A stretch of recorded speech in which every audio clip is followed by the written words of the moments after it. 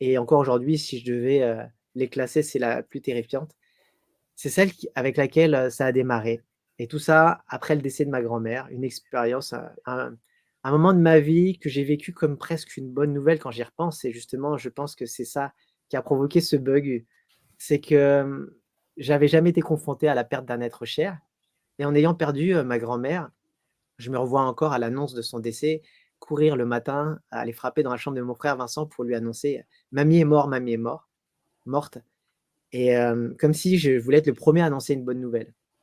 et en fait, c'est en voyant son corps inanimé un peu avant les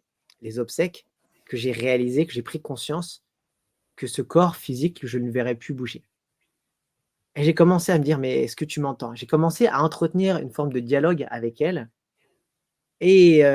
je pense qu'en tant que médium, tu confirmeras aussi, je pense que dès qu'on commence à dialoguer avec l'invisible, bah, on ouvre directement ou on entrouvre une porte